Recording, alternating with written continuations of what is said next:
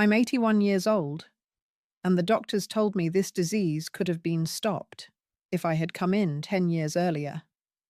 They said it so calmly, like they were talking about the weather.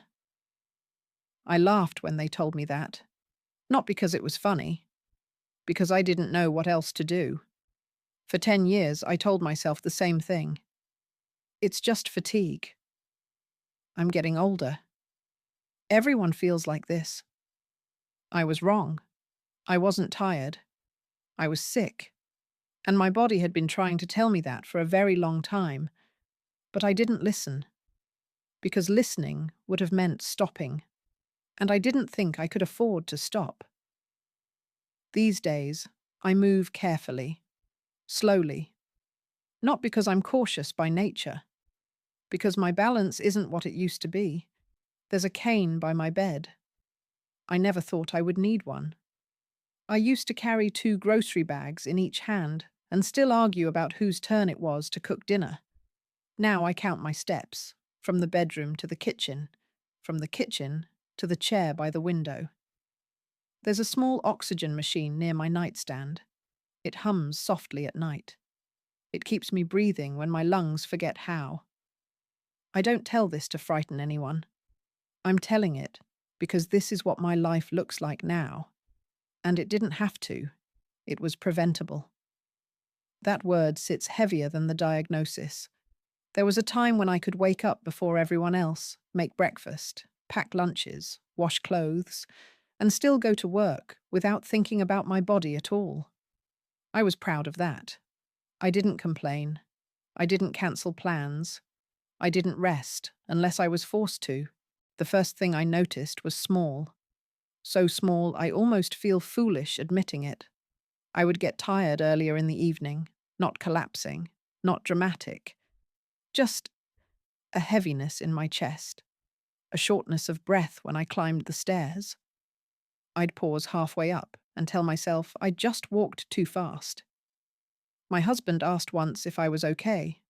I smiled and said, "Just getting older." That became my answer for everything. I was in my early 70s then, still helping with my grandchildren, still cooking Sunday dinners for 12 people, still cleaning the house myself because I didn't trust anyone else to do it properly. My daughter had just gone through a divorce. My grandson needed picking up from school. There were bills. There were responsibilities. I told myself I didn't have time to be sick. I didn't want to be the weak one, the dramatic one, the one who made everything about herself. Women my age were taught to endure. We were taught that discomfort is normal, that pain is part of life, that you keep going. So I did. The breathlessness came more often. Walking uphill felt harder. Carrying laundry made my chest tight. I Googled it once. I read about aging, about stress, about being out of shape. I avoided the articles that mentioned heart failure. I said out loud, "See, it's nothing." Saying it made it feel true. I cancelled a doctor's appointment that year. I said I was busy. Then I said I felt better. I didn't tell my family I cancelled. I said they rescheduled me. I started drinking more coffee to stay alert, taking over-the-counter pills for headaches, avoiding water so I wouldn't have to slow down for bathroom breaks while running errands. Every small decision felt reasonable. That's how it works. Nothing feels like self-destruction while you're doing it. There were nights I woke up gasping for air, sitting on the edge of the bed, waiting for my breathing to calm. I told myself it was anxiety. I told myself I was just overwhelmed. In the morning, I'd get up anyway, make breakfast, pack lunches, smile. My husband said I looked tired. I snapped at him once, told him to stop fussing. I regret that more than the missed appointments. I didn't want him to see fear in me. I didn't want to admit I was afraid. So I said I was fine. After a while, he stopped asking. That should have scared me. The swelling started next. My ankles didn't fit into my favorite shoes. I blamed the heat. I stopped taking long walks, said my knees hurt.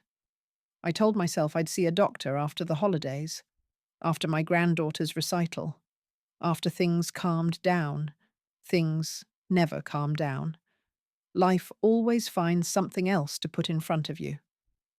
The day everything changed wasn't dramatic either. I was in the kitchen, stirring soup. I felt lightheaded. The room tilted slightly. I sat down, thinking it would pass. It didn't. My chest felt tight in a way it never had before. My left arm tingled. I remember thinking, this is inconvenient. That was my first thought. Not fear. Inconvenience. The ambulance came because my husband called. I didn't want him to. I told him it was nothing. At the hospital, they ran tests. The room smelled sterile, cold. A young doctor came in and sat down. She said, "You've had this condition for years." She said, "Your heart is severely weakened." She said, "If you had come earlier, we could have slowed this down." She didn't sound angry. She sounded tired, like she had said that sentence many times before. I looked at my husband. He looked at me. Neither of us said what we were thinking.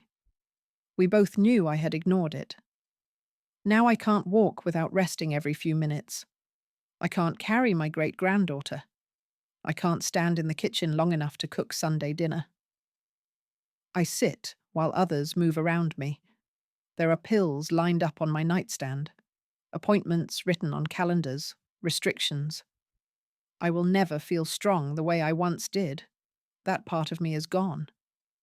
Sometimes I sit by the window and watch neighbors walk past the house, going to work, going shopping, going somewhere they assume they'll always be able to go.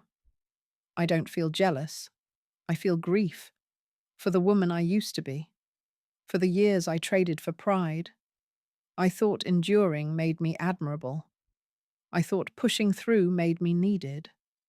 I didn't understand that ignoring pain doesn't make you strong. It makes the damage quieter. If I could go back, I wouldn't wait for collapse. I wouldn't wait for dramatic symptoms. I would listen when my body whispered. That whisper is the last gentle warning. After that, it stops asking. I used to think I had more time. Everyone does. I don't know how much time I have left now. Not years, not months. Just time. Enough to sit here. Enough to breathe. Enough to say this out loud. I don't need sympathy. I don't need forgiveness. I just don't want someone else to repeat what I did. If something feels off, not terrifying, not urgent enough to panic, that's when it still matters. That's when it's still possible to change the ending. I thought I was being responsible. I thought I was being strong. I was just afraid. Afraid of bad news. Afraid of slowing down. Afraid of becoming someone who needed help. Now I need help anyway. Just later. And harder. And in ways I can't undo. If this meant something to you, sit with it. Don't push it away the way I did. I did that for 10 years. It cost me the rest of my life. That's all I wanted to say.